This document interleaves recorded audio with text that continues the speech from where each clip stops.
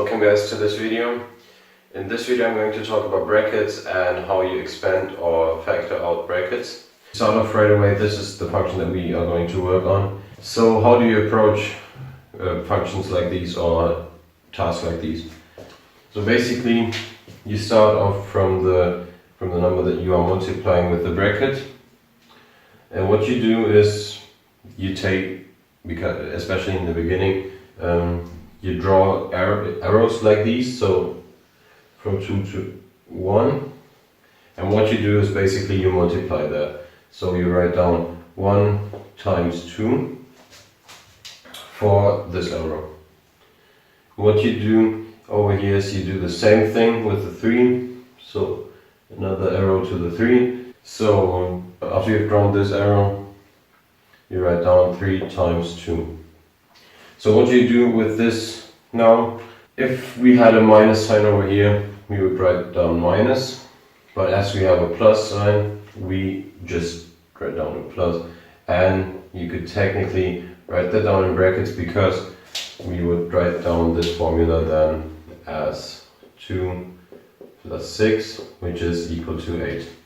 So you see basically the same result as we got over here, just in a different way. The other thing that you can do with brackets, you can factor brackets out. So what does that mean? Basically, if you have a formula that is given in this form, so 1 times 2 plus 3 times 2. So you can either write down these brackets or you can leave them out, but sometimes it's way safer to write the brackets down as well.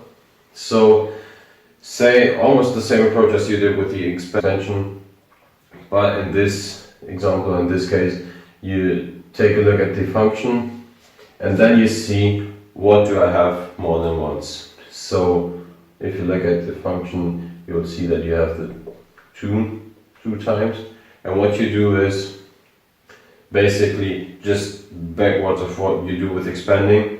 So you see that 1 and 3 are left because 2 is in both multiplications.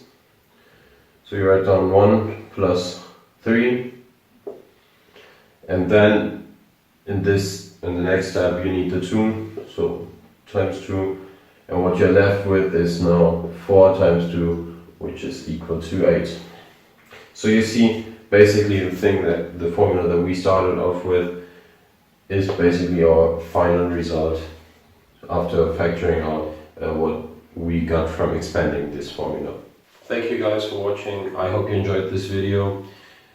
Check out the other videos on my channel, and if you have any specific question or any specific mathematical problem, let me know in the comments down below, and I will make sure that I go through it and make a video about that.